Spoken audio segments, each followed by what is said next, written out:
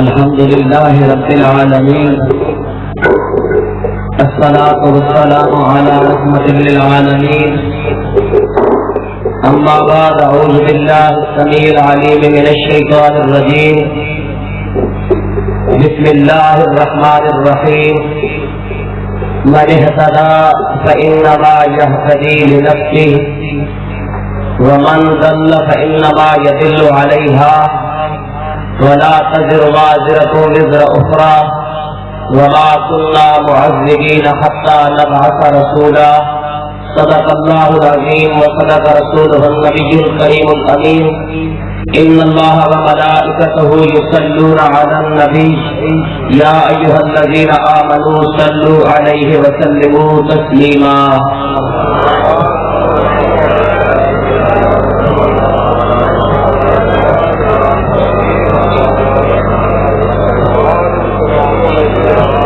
دانشور بن کے نہیں، عاشق بن کے مصطفیٰ کے دربار میں صلاۃ و سلام پیش کریں. الصلاۃ والسلام علیک یا رسول اللہ، الصلاۃ والسلام علیک یا حبیب اللہ، الصلاۃ والسلام علیک یا رحمۃ للعالمین، الصلاۃ والسلام علیک یا جد الحسن والحسین، الصلاۃ والسلام علیک یا نبی الحرمین وعلى آلك وأزواجك وأصحابك يا مكين قلوب المؤمنين.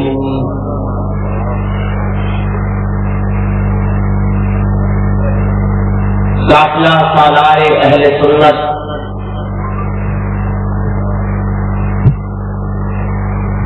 میرے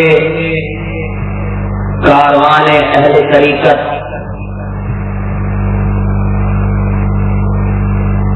تصویر امیر شریعت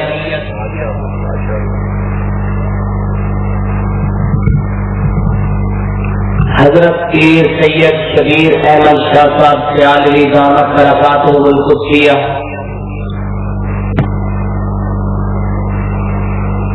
استاد الحفاظ بزرگ عالم دین حضرت علامہ حافظ نذیر احمد سعیدی صاحب دامت برکاتہ القدسیہ،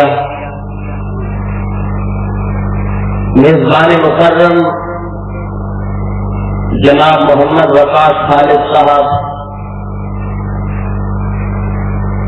ارباب علم و دانش، صاحبان فکر و نظر، حاملین عقیدہ اہل سنت و جماعت، السلام علیکم ورحمۃ اللہ وبرکاتہ.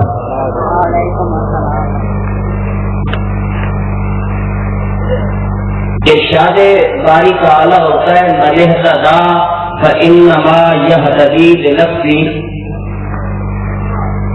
کہ جو بھی ہدایت قبول کر لیتا ہے تو اس میں ہدایت قبول کرنے والے کا اپنا بھلا ہے. سبحان اللہ. فانما یضل علیہا، اور جس نے گمراہی خریدی اور گمراہ ہو گیا تو اس میں گمراہ ہونے والے کا اپنا نقصان ہے. ولا تزر وازرۃ وزر اخرى، اور کوئی بھی نہیں دنیا میں ایسا جو کسی کا بوجھ اٹھا لے. وما كنا معذبین حتی نبعث رسولا، اور ہم اس وقت تک عذاب نہیں کرتے جس وقت تک کہ اپنا رسول اس قوم میں منتخب نہ کر لے.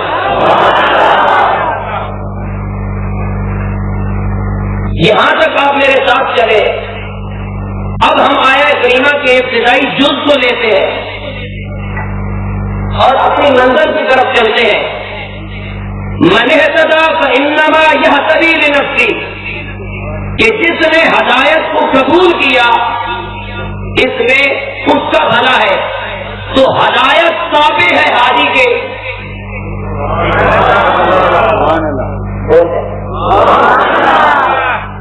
بار بار نہ کہنا پڑے، خطاب شروع ہو گیا. ہم لمبی چوڑی سنگیتوں میں نہیں گایا کرتے، ہماری بات شروع ہو چکی ہے. زور سے بولے سبحان اللہ. لمبی چوڑی سنگیتیں ہم نہیں گانا کرتے، ہماری بات شروع ہو چکی ہے. تو ہدایت تابع ہے ہادی کے.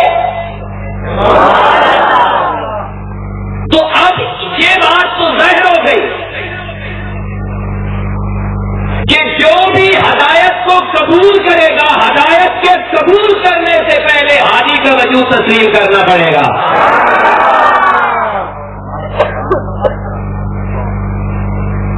اب انسان میں چار جذبے ہیں. بات کو بڑی گہرائی اور گہرائی کے ساتھ اپنی سماعتوں نے محفوظ کر لینا. انسان میں چار جذبے ہیں. پہلا جذبہ جذبہ حب ذات ہے. دوسرا جذبہ جذبہ تحفظ ہے. تیسرا جذبہ جذبہ محبت ہے. اور چوتھا جذبہ جذبہ تجسس ہے. یہ چار جذبے ہیں ہر انسان میں, چاہے وہ عالم ہے یا جاہل ہے, وہ پڑھا لکھا ہے یا ان پڑھ ہے, وہ خوبصورت ہے یا بدصورت ہے, وہ سیاہ ہے یا گورا ہے. ہر انسان اپنے اندر چار جذبے رکھتا ہے.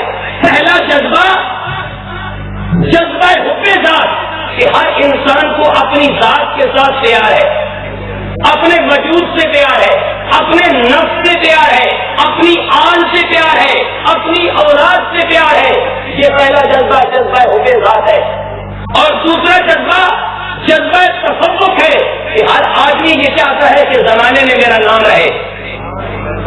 ہر آدمی یہ چاہتا ہے کہ معاشرے میں, سوسائٹی میں میرا نام رہے.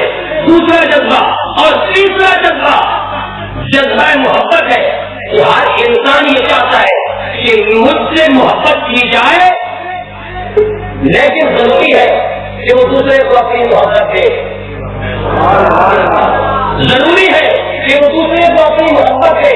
اب یہ تین جذبے ہو گئے, لیکن سب سے اہم ہے چوتھا جذبہ جذبہ تجسس, کہ ہر انسان کائنات میں کھوج لگائے. ہر انسان کائنات میں کھوج لگائے, اور کھوج لگانا, تجسس کرنا, ڈھونڈنا, تلاش کرنا, جستجو کرنا, یہ ہر انسان کی فطرت میں ہے. اور کوئی بھی انسان ہے, پڑھا لکھا ہے یا ان پڑھ ہے, وہ جستجو کر رہا ہے, کھوج لگا رہا ہے, کھوج لگا رہا ہے. ہر انسان متلاشی ہے, متقاضی ہے, طالب ہے, وہ کھوج لگا رہا ہے, جستجو کر رہا ہے, وہ تجسس کے دائرے میں گھوم رہا ہے. لیکن جب آپ تجسس کریں گے, اور انسان نے جب تجسس کیا, کھوج لگایا, تو سورج کی کرنوں کو پابند کر لیا. سورج کی کرنوں کو پابند کر لیا. سورج کو آپ نے مسخر کر لیا. چاند پر آپ کی گاڑی رک گئی. ہوا کے بوجھ سے آپ اڑ رہے ہو. زمین کی سطح میں کیا ہے, آپ نے اپنی عقل کے ذریعے یہ سب کچھ معلوم کر لیا. عقل کے ذریعے چاند پر قدم تمہارے لگ گئے. عقل کے ذریعے تم نے دیکھ لیا مریض کے پیچھے کیا کچھ ہے. عقل کے ذریعے سورج کی کرنوں کو تم نے قید کر لیا. عقل کے ذریعے سمندر کی سیریں تم نے چھین لیے. عقل کے ذریعے زمین کے نیچے تم نے دیکھ لیا کہ کیا کیا خزانے پوشیدہ ہے. تو سب کچھ عقل کے ذریعے کیا. سب کچھ عقل کے ذریعے کیا. تو گویا عقل نے آپ کو سمجھایا کہ قدم تھکے تو گاڑی پہ سوار ہو جاؤ.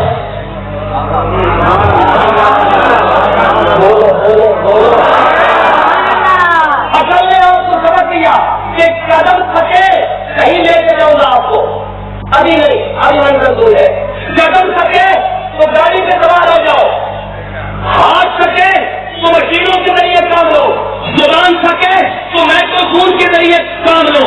کان تھکے تو موبائل کے ذریعے کام لو. آنکھ تھکے تو خوشبین اور دوربین کے ذریعے کام لو. نظر کمزور ہو جائے تو چشمے کے ذریعے کام لو. تو عقل نے تمہیں یہ رات بتائی کہ قدم تھک جائے تو گاڑی پہ سوار ہو جانا. ہاتھ تھک جائے تو مشینری سے کام لے لینا. کان تھک جائے تو موبائل سے کام لے لینا. سماعتیں تھک جائے موبائل سے کام لینا. بصارت تھک جائے خوشبین اور دوربین سے کام لینا. بھائی تمہارا وجود تھک جائے تو تمہاری عقل نے آلے ایجاد کیے ہیں. سوال یہ پیدا ہوتا ہے عقل تھک جائے تو کیا کرنا چاہیے. عقل تھک جائے تو کیا کرنا چاہیے بولے. اب ہم اپنی منزل کی طرف چلیں گے یہاں سے آگے کہ تم سکو. قدم تھکے تو عقل گاڑی ایجاد کرے. ہاتھ تھکے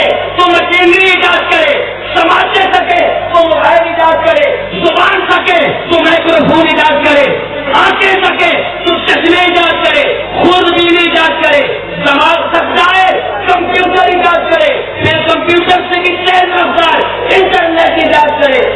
بھائی یہ سب کچھ عقل نے ایجاد کیا، لیکن ایک وہ مقام ہے جہاں یہ سوال پیدا ہوتا ہے کہ عقل تھک جائے تو کیا کرنا چاہیے. جب عقل تھک جائے تو کیا کرنا چاہیے. میں نے بھی گفتگو کی، میں نے بھی تجسس کیا، جو چوتھا ڈھکا میرے اندر بھی پایا جاتا ہے جذبہ تجسس. جذبہ تجسس وہ میرے اندر بھی پایا جاتا ہے. میں نے بھی کھوج لگایا، میں نے بھی گفتگو کی، میں نے بھی تجسس کیا، میں بھی متلاشی اور متقاضی بنا. جب میں نے تقاضا کیا، میں نے تلاش کیا تو مجھے قرآن سے فکر مل گئی کہ جب تمہاری عقل تھک جائے تو اس عقل کو دوسری عقل کے حوالے کر دو. جب تمہاری عقل تھک جائے تو اس عقل کو دوسری عقل کے حوالے کر دو. اب سوال یہ پیدا ہوتا ہے کہ دوسری عقل کون سی ہے. تو اسی عقل سے جب میں نے ذرے مرشد سے پوچھا تو جواب یہ ملا کہ اس عقل کو لگام دینے کے لیے اس عقل کو دوسری عقل کے تابع یعنی وحی الہی کے تابع کرنا پڑے گا. وحی الہی کے تابع کرنا پڑے گا. بات سمجھ رہے ہیں یا نہیں؟ بات سن لو، بات سن لو. ہم اپنی بات پیچھے جا رہے ہیں. ہم نے منزل چھوڑ رکھی ہے. منزل بات یاد رکھنا، ہم نے منزل چھوڑ رکھی ہے. آج منزل کے ٹھیکیدار وہ بن گئے جن کے پاس منزل ہے ہی نہیں. جن کے پاس منزل نہیں وہ منزل کے ٹھیکیدار بنے پھرتے ہیں، اور جن کے پاس منزل ہے انہوں نے فکر کو چھوڑ دیا ہے. کیا اس اجتماع کا اس کی بنیاد کیا ہے، اس کی بیس کیا ہے، اس کی احساس کیا ہے؟ ہم لوگوں کو کوئی اکٹھا کیا فقط لنگر کے لیے، لنگر کے لیے نہیں، نمبر بنانے کے لیے نہیں، اکٹھا کیا ہے فکر دینے کے لیے. اکٹھا کیا ہے فکر دینے کے لیے. مجھے کسی سے بلا لیا فکر دینے کے لیے. تو پھر صرف یہاں اتنا سفر کر کے اگر آیا ہو تو پھر آپ کی بھی مہربانی ہے کہ فکر کی دولت لے کے جاؤ.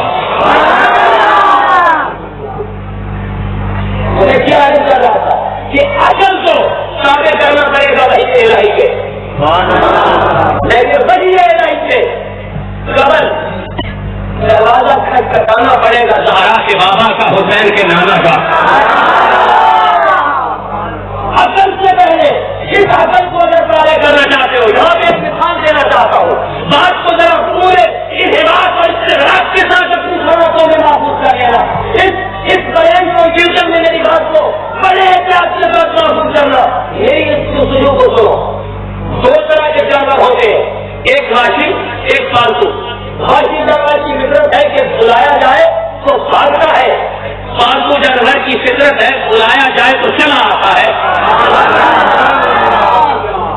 پالتو جانور کی نیچر یہ ہے کہ بلاؤ تو آ جاتا ہے، وحشی جانور کو بلاؤ بھاگ جاتا ہے. آپ اور سوال یہ پیدا ہوتا ہے، آپ اپنی عقل سے پوچھو، اپنی عقل سے پوچھو، اگر در مصطفیٰ سے بھاگنے میں فائدہ ہے تو بھاگ جاؤ، اور اگر خدائے خدا کے در مصطفیٰ کی طرف آؤ آنے میں فائدہ ہے تو چلے آؤ نا.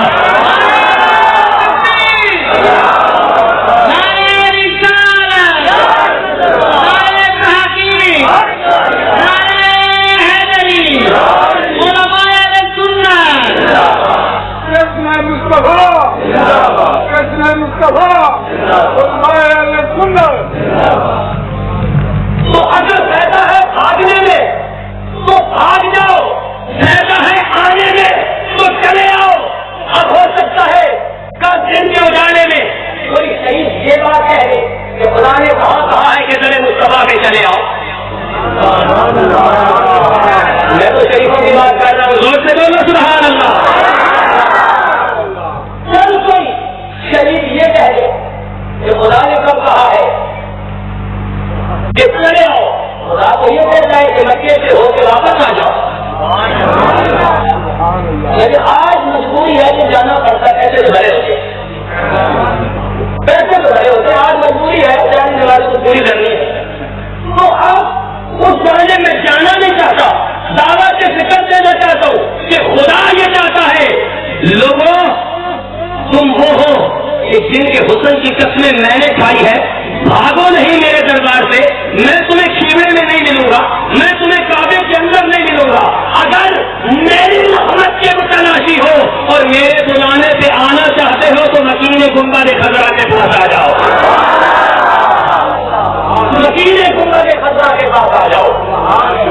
اور خدا نے آواز بھی قرآن مقدس کے اندر اگر آپ کی سمجھ سے گوانا کرے تو قرآن کی وہ آواز آپ کو ہدیہ کرنے دو۔ پہلے پوچھ رہا ہوں کہ اگر آپ کی سماج سے گوارا کرے ہو تو پہلے سماج سے ناگوار ہوئے، اگر گوارا کرے تو وہ آواز تمہاری سماج کے حوالے کر دوں۔ فرمایا وَلَوْ أَنَّهُمْ إِذ ظَّلَمُوا أَنفُسَهُمْ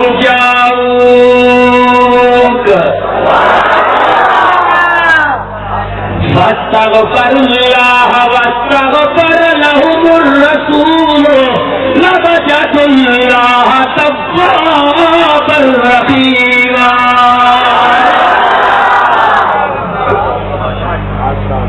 فرمایا باقی جانور کی فطرت کے ہمارے بلانے پہ بھاگتا ہے، پالتو جانور کی فطرت کے بلانے پہ آ جاتا ہے، اے انسان میں نے تیرے حسن کی قسمیں کھائی ہے،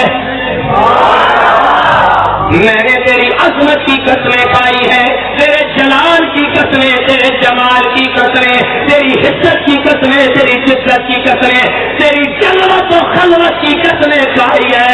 اے میرے محبوب کے امتی، میں تمہیں بلا رہا ہوں، بھاگنے میں پیدا نہیں، میرے بلانے پہ آ جا، اس میں پیدا ہے۔ پروردگار عالم آنا کہاں ہے، کس در سے آنا ہے، کہاں ملے گا؟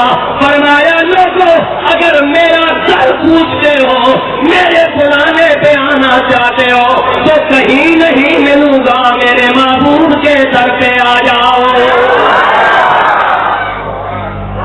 وَلَوْ أَنَّهُمْ إِذ ظَّلَمُوا أَنفُسَهُمْ جَاءُوكَ فَاسْتَغْفَرُوا اللَّهَ فَاسْتَغْفَرَ لَهُمُ الرَّسُولُ لَوَجَدُوا اللَّهَ تَوَّابًا رَحِيمًا۔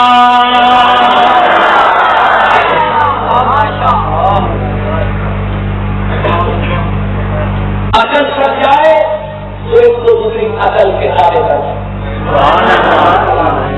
لیکن ایک بات آپ سے پوچھ میں لوں، اگر آپ اپنی عقل کو یوز کرتے ہوئے کوئی جواب ان سماجوں کے حوالے کر دیں کہ تمہاری عقل کی تو مان ہوتی ہے کہ بھائی بھرکم لوہا سمندر کے سینے چیر دیتا ہے،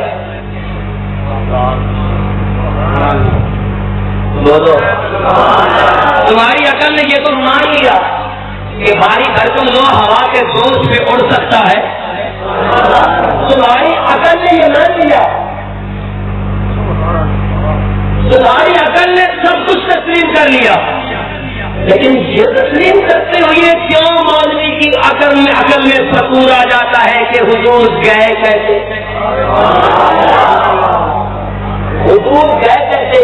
یہ سکون نہ آتے اگر اسے اپنے جیسا نہ کہا ہوتا۔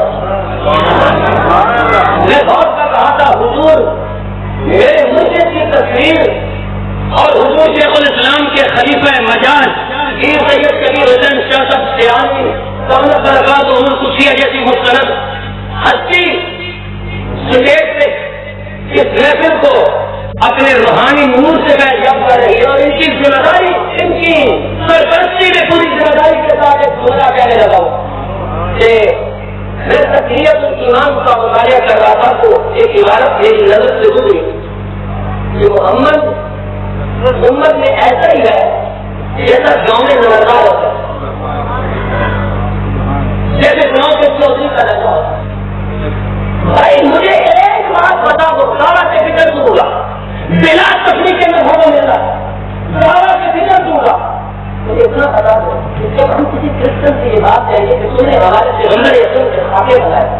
وہ آگے سے نہیں کہے گا کہ ہم نے تمہارے نبی کے خاطر کیوں بنایا، ہم نے تو تمہارے آگے بنایا.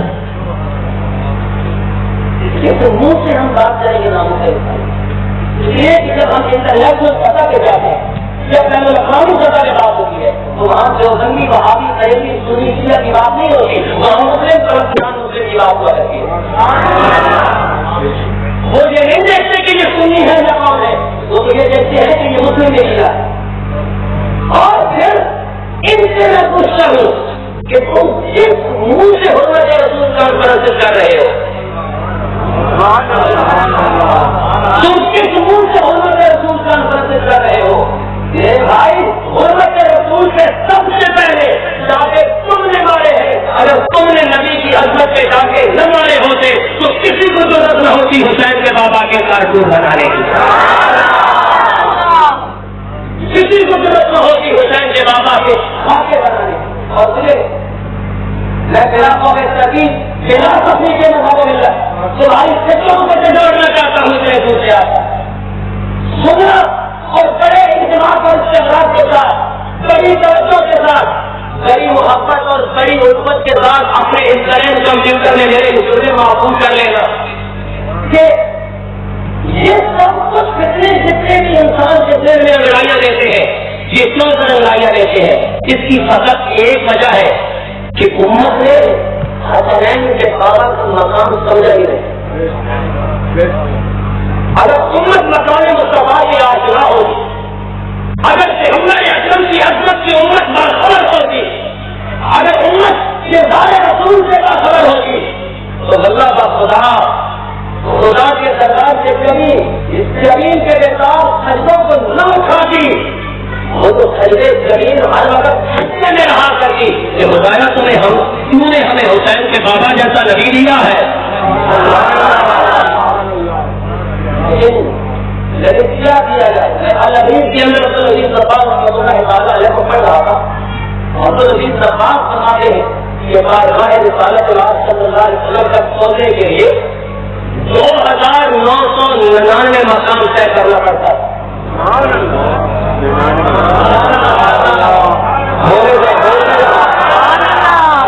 تو بتا دیں، ہیں تو بتا دیں.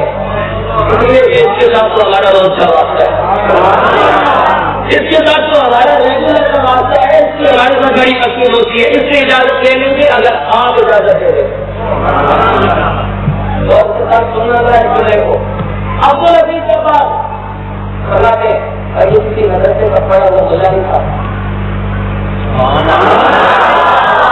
یہ ذرا پڑا ہوا مزہ نہیں تھا. یہ وہ فقیر تھا جس نے سب کچھ بارگاہ رسالت مآب سے براہ راست حاصل کیا تھا. ہمارے بارگاہ پیغمبر اکرم تک پہنچنے کے لیے 9,999 مقام سے گزرنا پڑتا ہے. اور عبد العزیز صفار الحدیث کے اندر کہتے ہیں کہ ایک مقام سے گزرنے کے لیے 50,000